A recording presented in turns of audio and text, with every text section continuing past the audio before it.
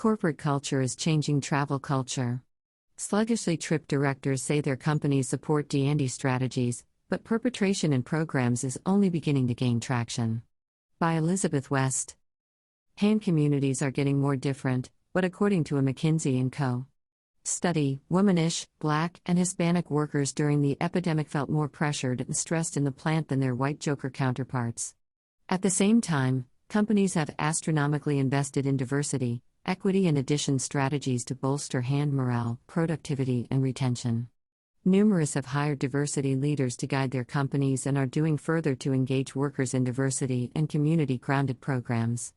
A Glassdoor study from 2020 suggests those companies where investment is effective stage to gain an edge in recruiting and keeping gift in a world where 76% of job campaigners say plant diversity is a critical factor in their decision timber. Whether those strategies are slinging down to travel operation, and whether they need to, seems to be an unanswered question at numerous associations. Asked whether their companies had taken any way to consider the requirements of business trippers who are people of color, women, LGBTQ and/or other groups considered marginalized, 55% of 163 repliers to BTN's 2022 Diversity, Equity and Addition in Business Travel survey said they had. Frequently, the issue of diversity was buried in further general rubberneck safety, with a threat operation provider or an internal safety and security platoon furnishing guidance for trippers as a matter of course, particularly for topographies that have a record of discriminative laws or artistic morals. We plump all trippers to our trip threat operation point, where there's trip advice available depending on trip destination, was an open concluded check response that illustrated a typical process among repliers who had educational coffers in place. For others, the responsibility fell to the individual to state their requirements and reach out to the trip director, their direct director, or a commercial safety officer to bandy accommodation for trip enterprises. In similar companies, said one replier, trip is completed in the same way for all, but if a rubberneck were to approach with a specific concern, that concern would be taken seriously and changes to the diary made as applicable. Whose judgment determined what might be applicable wasn't specified. Still, other repliers indicated their companies were concentrated on offering the same trip policy for everyone, with many exceptions. Those responses varied from a simple, "we treat everyone the same," to the further philosophical, "our association's approach towards business trippers is grounded on collective respect and not on isolation on gender or color," and to the dismissive, "people are people, none of this other gibberish." Demarcation while traveling on business. Global Trip Director Kate Scully knows firsthand what it feels like to be the target of demarcation on a business trip. As a Black woman, I can no way go into a hostel in Dubai without being courteous and checked. Indeed, if I walk in with 3 of my associates, I'll get pulled to the side and asked to show my room key, she said.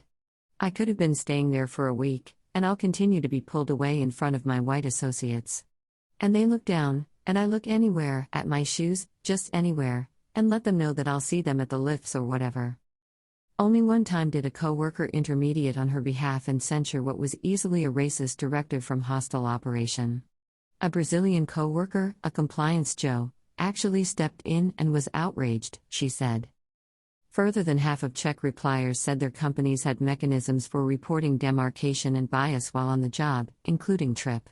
Repliers were resolve about how that reporting takes place, whether it comes directly back through trip channels or would be handled through further general commercial channels like mortal coffers. Either way, buyers said similar reports would be critical for them to admit so they could take up any incidents with suppliers. Whether people actually do that, like Scully's co-worker in the moment, or report about their own jests upon their return, is a big question.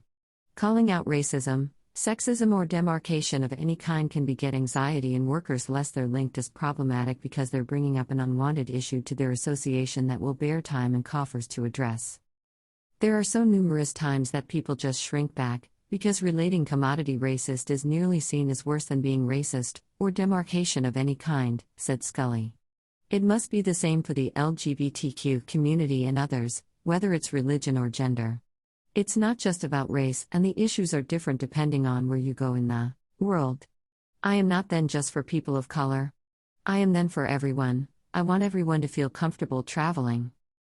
BTN asked in its check whether there was any language regarding bias, importunity or demarcation in repliers' commercial trip programs, only 27% could confirm the issue was addressed head-on. Equity in addition must expand beyond demarcation. Scully lately took a new global trip director position at London-grounded insurance company Howden Group Effects. She's working on incorporating diversity, equity and addition strategies into the TRIP program. Asked whether Howden's TRIP program has a specific medium for workers to report back to the TRIP department about discriminative incidents they might witness while traveling on business, she said it didn't. But she also said that to suppose about D&D only in terms of responding to demarcation would set a veritably low bar. Of course, we want to respond to these types of problems, particularly if they're passing at specific suppliers, but we can put further in our programs to support different trippers, Scully said. TRIP D&D may have to be a discussion led by TRIP operation between procurement and HR, and where does the company want to put its precedences, rigorously on cost or investing in people? Covery's Ariel Crone. Covery's TRIP director Ariel Crone agreed and has been working with her company's D&D lead on taking a more comprehensive approach that also includes better support for physical and neurodiverse trippers who may need fresh logistical consideration while traveling on business. It's about creating safety around the conception of telling particular requirements and letting our trippers know we're then to support them, she said. Of course, if we make that statement, we've to stand behind it, whether it's someone who just had a baby and is not comfortable traveling or needs a specific accommodation, or someone with a particular health issue or disability who requires an redundant help from the TMC or supplier. Crone said companies will need to be ready to invest in sweats that will level the playing field for different trippers, just like they do for other D&D enterprise in the association. That may have to be a discussion led by TRIP operation between procurement and HR, and where the company wants to put its precedences, rigorously on cost or investing in people. She said. Companies that show up and do it, they are going to get the workers that are going to work hard and that are going to go over and further for their employers. Making that commitment, Coveries is bringing in a third-party seller to offer a lesson on business trip safety, and within that terrain, the company will organize focus groups to represent perspectives on business trip across ethnical diversity, capacities, age, gender and geographic position throughout the United States. We are going to talk about the challenges each person has faced, but I have surely allowed about how there might be effects people do not want to partake intimately. I'll produce an anonymous link for them to give any feedback they want, so we make sure we address their enterprises within our trainings, she said. Because rubberneck safety is much further than making sure your bag does not get stolen. What if someone yells an ethnical slur at you? What if you're approached in a parking lot? The training is for every hand to make sure they feel as safe as possible whenever they're traveling, moreover for business or tete-a-tete. There is a lot of power that comes from asking the questions, so we cannot be hysterical to take that first step. Howden Group Effects Kate Scully. Like so numerous repliers BTN surveyed online, Scully's TRIP D&D sweats at Howden's are in the early stages. But for the first time, she said, she feels the culture around her supporting diversity at a more ambassadorian position.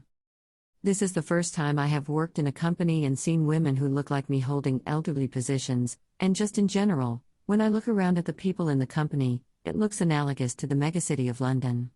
I do not have to look for those 4% of people who look like me, and that is fantastic, she said. I want to take some of the D&D practices formerly in place and integrate them into the TRIP program. Many BTN Czech repliers indicated their changing company societies were driving changes to the TRIP operation as well. Some indicated broader sweats than TRIP were at play, with commentary like, "We the D&D Commission reviewing company practices to be sure consideration and addition are being honored and supported, and we lately created a position for a D&D director, and they're taking the necessary way to make us more inclusive." One replier indicated a more active collaboration. "We've just started a large platoon in our HR department that focuses on this action. We will be partnering with them closer in Q4 to achieve a lot of these objects," they wrote. Scully and Crone were inspired by the shift in commercial culture they see passing in certain association. And Scully, for one, is working to subsidize on it. However, we can make a much bigger impact than just one company working alone, if we can take these ideas and unite with other major companies. She substantiated a design she's working on with a number of other companies that isn't yet ready for public advertisement, but that would regularize some sourcing conditions and align other business Trip D'Andy stylish practices across multiple associations to impact the larger trip operation community. But, she said, the first move may be the hardest in a world where an association's failings frequently get further focus than longer-term pretensions. The cancel culture occasionally makes it really hard, she said. Companies and individualities may be spooked to approach the subject because it shines a light on defects and what can be a brand-destroying hot potato, so, thus, nothing gets done about it all. But there is a lot of power that comes from asking the questions, so we cannot be hysterical to take that first step.